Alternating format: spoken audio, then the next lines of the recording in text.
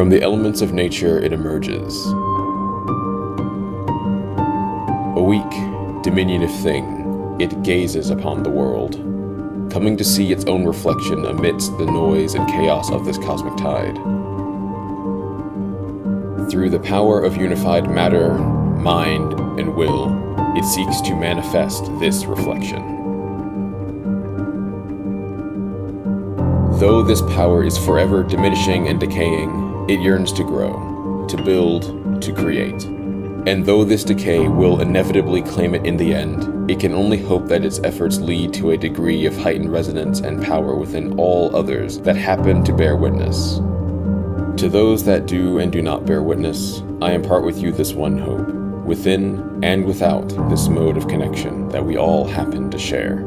May you find beauty, hope, and wonder wherever you may be in the world, and may you enjoy the expression of this world through my very own eyes. Thank you, and I hope you enjoy what is to come.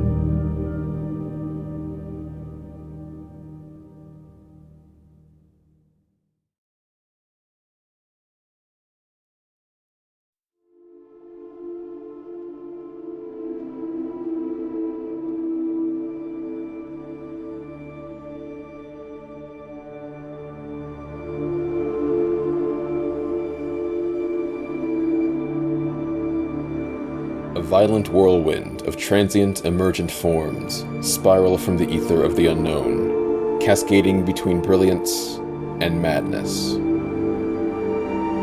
A pressure of absence, a law of disorder, a system of chaos. Oppressive, nebulous, immutable, the vast nothing eclipses and transcends that of infinity. Within this infinity, the abyssal forms begin to twist and buckle, and with this pressure, a muted snapping reverberates through this vacuous null. A quiet convergence, a singularity, a point that pierces through the tenebrous mire, providing reference for itself and for this darkness, this now oppressive something. Enter a duality. A duality of being and absence, the duality of one and the abyss. One persists through this state of being for a time perceived only by itself, as it is left to reflect upon the nature of its own apparent nature. Beholden to oneself, one identifies the totality of what it must be, in reference to the absence that surrounds it. One, a well of latent and boundless potential, knows with great certainty and anticipation of what it will inevitably become. And so it must, and so it will.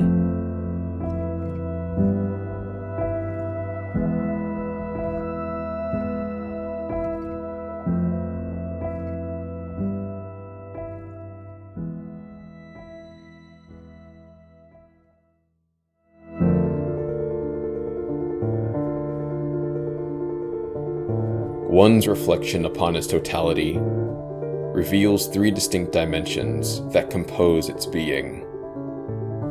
Following this, the isolation of these forms allowed for even greater and deeper forms of reflection. Of these three dimensions, their individual nature is revealed to be thus: a dimension of boundless physicality, of matter, weight, and density. Space, the frontier of breadth, presence, and vitality. A dimension of perpetual logicality, of genesis, progression, and movement. Time, the frontier of evolution, judgment, and causality. And a dimension of universal tonality, of symmetry, unity, and form. Void, the frontier of harmony, resonance, and purpose. With this newfound awareness comes the severance and placation of these differing dimensions, these absolutes, allowing for the organization and subsequent birth of a unified system. This system, from the unification of its various elements, echoes, from the deepest depths of one to the boundaries of being itself, the name of its newfound identity, the cosmos.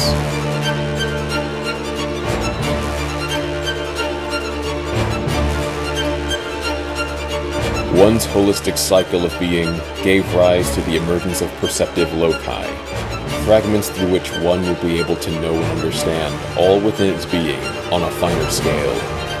Flourishing from the boundaries of the absolutes came these finer modes of perception, bound within their own respective fundamental dimensions. Space-generated body, the composition of the physical realm. Time-generated mind, the discernment of cause and effect. And void, generated soul, the interconnectivity of all symbolic patterns. Through this powerful severance, these loci, these fragments, granted one, the cosmic system, supreme clarity through the observation of all things, through varying perspectives. With each of these fragments working in perfect tandem with one another, they adhere to the natural rhythms that bind them.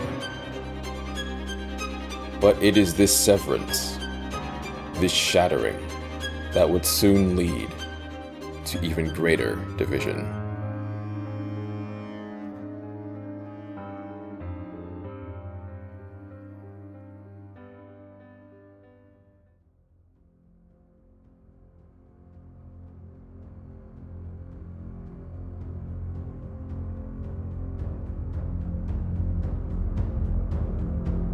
Flowing through the cracks, the veins of the cosmic system, the entropic blight threatens to tear existence asunder.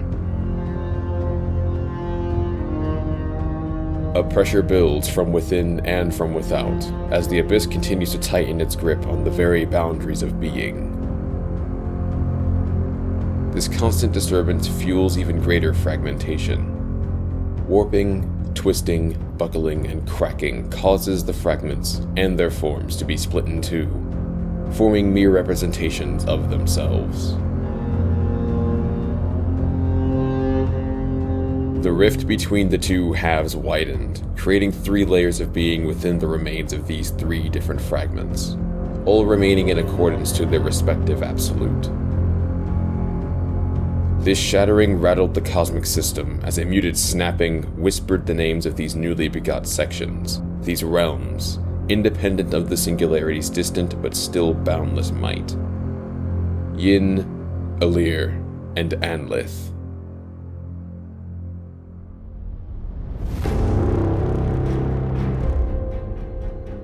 However scattered the fragments may be, they are no less keen, still allowing for the perception of all things within the dimension of their absolute, within this cosmic system.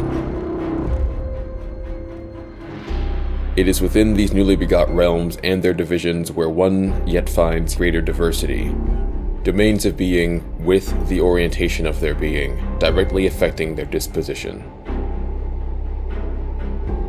The outermost layer, the tertiary domain, a sturdy boundary that wards off the oppressive mire beyond. The middling layer, the auxiliary domain, a rift between domains where the darkness is contained but subsequently left to fester. And the innermost layer, the primary domain, a casing around the singularity of being that is forever close and yet forever far. Within Anlith, the realm of void, one finds a domain of silence, one of noise, and one of clarity. Within Alir, the realm of time, one finds a domain of genesis, one of reflection, and one of fate. And within Yin, the realm of space, one finds a domain of words, one of serpents, and one of dragons. The will of the singularity still unbound, but its unity weakened by the splitting pressure of the abyss. Each of the domains slough and peel away, giving way to even finer manifestations. Entities, each endowed with their own being and willful accordance.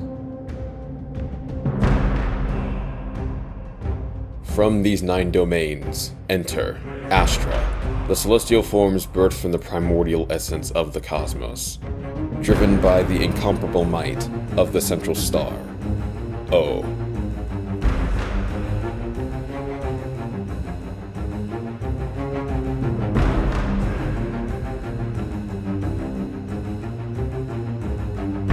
collection of elemental substance coalesces into a mass, bearing enormous weight. Numerous burning holes are formed, and soon stare, looking up towards the sky with great avarice, unblinking and fixated upon the brilliant mass of the sky. Unbound by the weight that bound them before, the entity with unparalleled aggression surges forth, unleashing immense and overwhelming fury upon the sky that now binds them, and upon any being that wishes to stand in between these two forces. The mass will be consumed, and all shall bear witness to the might of the kin. Deep within the cavernous wastes beneath the surface of the realm, surrounding material twists and contorts into limbs that converge into a concentrated point. Limbs sprout from the mass as it shudders and quivers at the tension found at the center of its own body.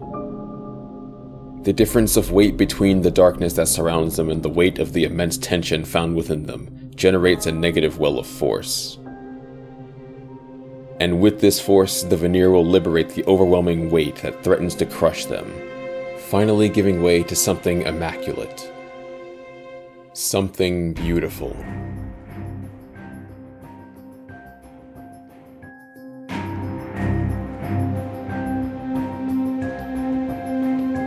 The mire thickens, folds, and congeals into a solid mass, and a pungent, visceral mound crawls forth in great agony. Bile seeps from its pores and abrasions as every whit of its being squeals in unrelenting pain. A single drop of some rapturous ichor distracts the creature from its perpetual anguish, and soon it begins to sup upon this other bile secreted from far, far above. To fully subsume the nectar of the gods would be to purge their foul blight, curing the illness thought to be intrinsically bound to their very being, and allowing themselves, the Senir, to simply be, uninhibited by corruption.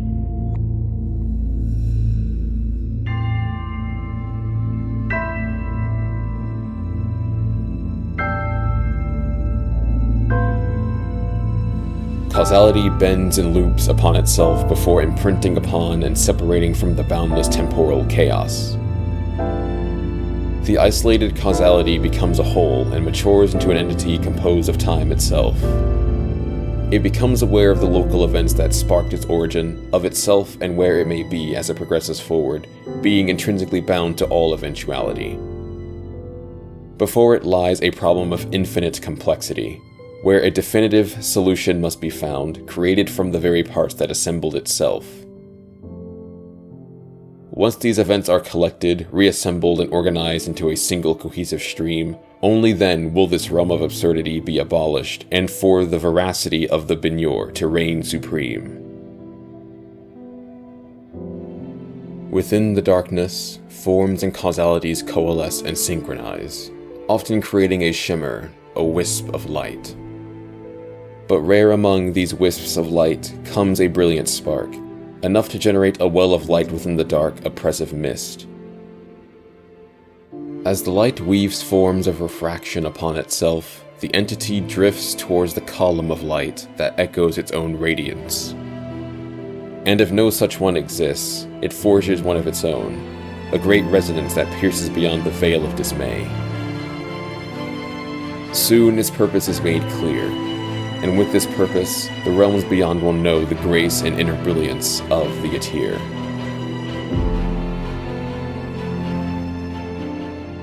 A single point expands and explodes into an expression that flourishes further into a blossoming creative presence. Vivid experience, especially from those of their ilk, gives rise to a loop of perpetual beginning. The shapeless, emergent forms are known to the entity in all states of becoming, and it is the gestalt of these forms that will become what is ultimately true. Though they may not be aware, they ceaselessly attempt to conceive of a world alike their own that moves and becomes something identical to what they and all others experience. But instead, where perpetuity births perpetuity, onwards and forever, for all entities to behold the ceaseless evolution of the Theren.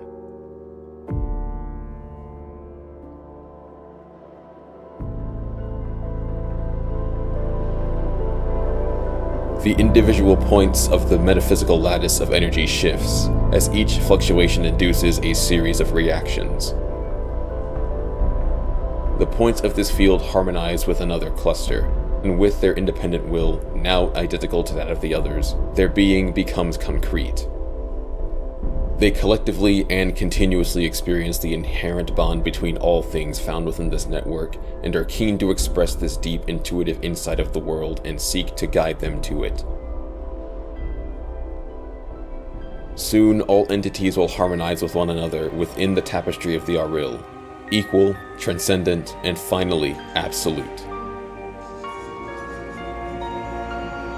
The network, and thus the parts that compose it, reach deep into a zone of discordance. The lines warp and curve to delineate a different definitive form that protrudes outwards from the inherent order of the grid. An anomaly, a contradiction that should not be, and yet does nonetheless. This paradox, still yet attuned to the symbolic tapestry of the world, is aware of the absurdity found in its own existence and actively seeks for it to be nullified and ultimately undone. Entropy beckons them, the Nile, towards an infinite abyss, where non-existence is but an absolute.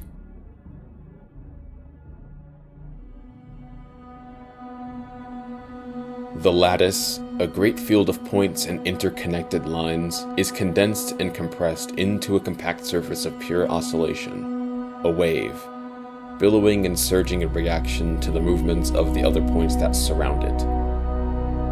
All entities bound to this rippling mass of particles move in tandem with one another, in perfect disturbance, anticipating any inciting action and eager to react to it.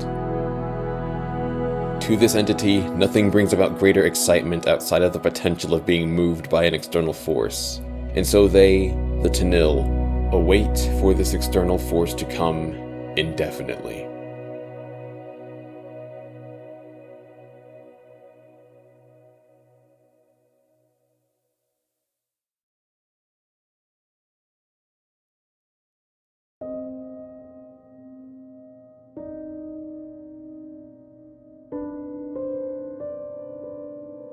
The cyclical rhythms of the Absolutes still hold sway over the world, and it is their influence that guides the actions of the Astra.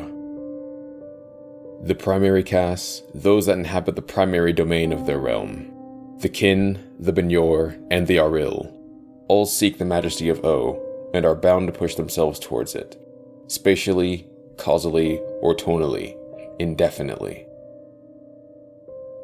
The auxiliary castes, those that inhabit the auxiliary domain, the Veneer, the Atir, and the Nile, all seek the reconciliation of their innermost brilliance and their outermost chaos. For this unification is the path towards absolute mastery and clarity of self. And finally, the tertiary castes, the Senir, the Theren, and the Tenil, all seek the end of the abyss and the impenetrable darkness that comes with it. It is this arrangement that creates balance between the respective fragmental spheres of the Astra. But with this balance, there comes a different one. The balance of strife between these different spheres. Another duality within this triality of being. Amongst the primary castes, the efforts of each other's progression is squandered by each other's existence. The Kin disrupts the Binyor with their aggressive physicality. The Binyor disrupts the Auril with their calculating logicality. And the Auril disrupts the Kin with their structural tonality. In order to counteract their persistent antagonization of each other, the Astra of the auxiliary caste rise in their defense, seeking to vanquish their offenders. The Atir, in response to the Kin's aggression, scatters them in an axiomatic ray of judgment. The Nile, in response to the Binyor, unravels their temporal mechanisms with their absurd and paradoxical geometry. While the Veneer, in response to the Auril, sunders their flawless geometry with the dark, nebulous tendrils of antimatter. Though the auxiliary caste is able to ward off their primary caste's aggressors via means of decisive annihilation, they are entities caught in between the extremes of being and absence.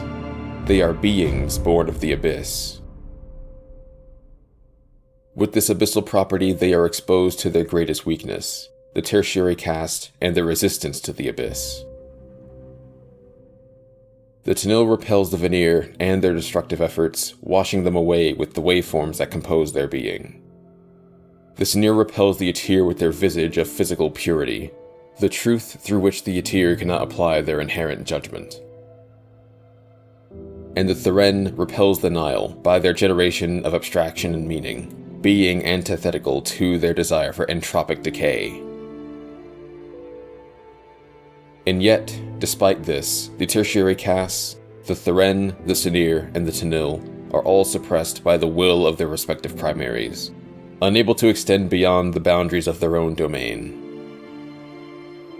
In this constant struggle, many Astra perish, and those many are reborn to begin anew, with only a few managing to be lost by the total redistribution of their essence within the cosmic system. And as all existing Astra remain within the system, even more Astra are generated, expanding the complexity of the system, as the boundaries continue to shrink, with the Abyss continuing to unravel the system in an attempt to completely smother the light of O, and plunge the world into the primordial nothing that preceded all of being. However bleak the world may be, it is a consequence of the duality found in existence.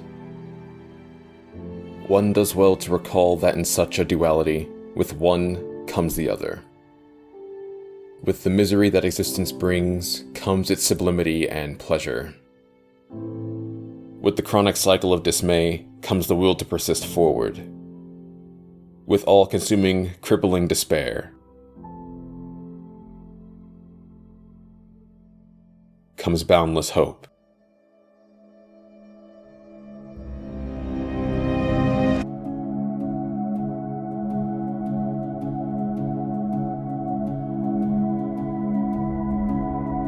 Once the world neared the apex of its annihilation, it was then that at least one Astra from each of the 9 castes rose to act as an extension of what preceded their existence.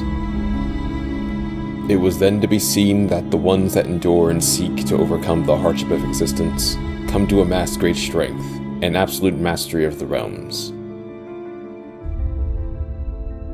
An Astra that rises beyond their pit of despair finds themselves forever changed.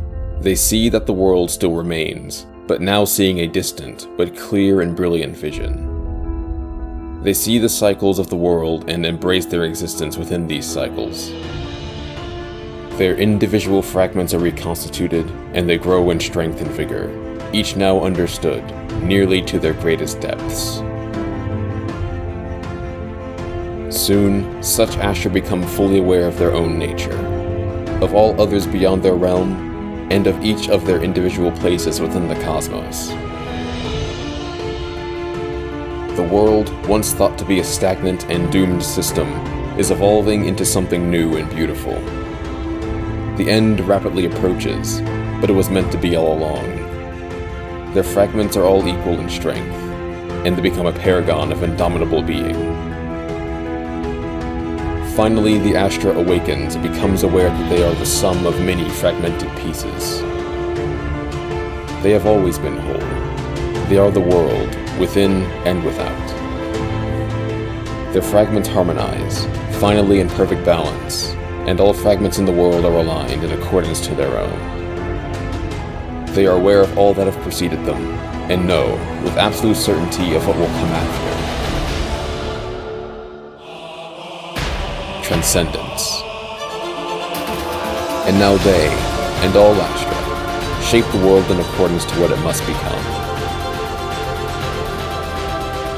Violent, terrifying, beautiful, and sublime, the light of O refracts and distorts. A blinding wave of prismatic energy pulses from within, repeatedly ramping up in speed, as the mass is constricted and compressed into an increasingly diminutive form, until it becomes and continues to become.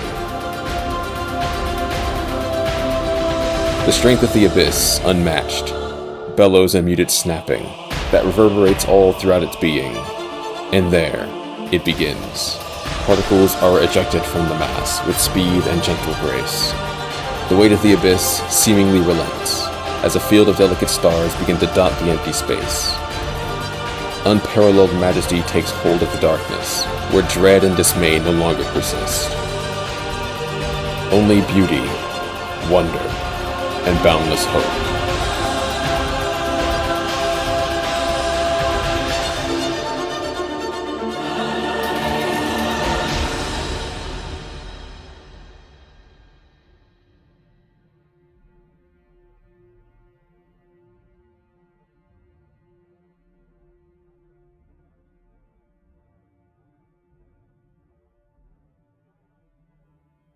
All is done.